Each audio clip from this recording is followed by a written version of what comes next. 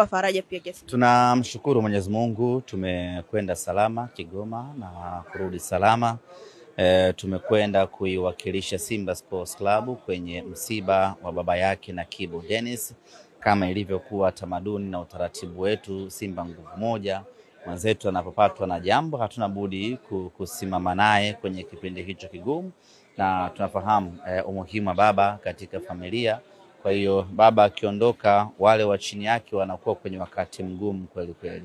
Simba kwa kufahamu hilo, tukasema acha tusimame bega kwa bega na Kibu Dennis ili walau kumpa faraja kwenye kipindi hiki.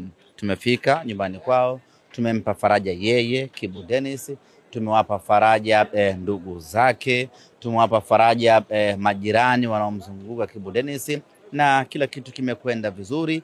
Mambo mengine sasa yanaendelea. Kirudi kwa upande wa Simba, tunafahamu ratiba inayokuja ni michezo ya kimataifa. Takriban wiki ipo hapo kwa ajili ya maandalizi. Mipango na mikakati ya Simba Sports Club kwa sasa ipoje? Mipango ilishaanza tangu tumemaliza mechi yetu dhidi ya JKT Tanzania. Tukaingia katika uwanja wa mazoezi Mo Simba Arena kwa ajili ya kuanza programu ya mazoezi. Namshukuru Mwenyezi Mungu, tumeingia kambini siku ya Jumanne ya wiki hii.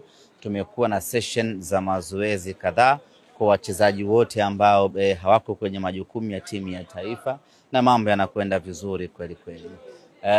Program tunaingia tena wiki inayokuja, ambao ni wiki ya mwisho kuelekea katika mechi yetu dhidi ya Petro Atletico di Luanda, na tutaendelea vile vile na program ya mazoezi kuhakikisha kwamba kila kitu kinakaa vizuri. Wachezaji ambao wapo kwenye majukumu ya timu ya taifa watarejea, watakuja kujiunga na wenzao, na mambo yataendelea kama kawaida.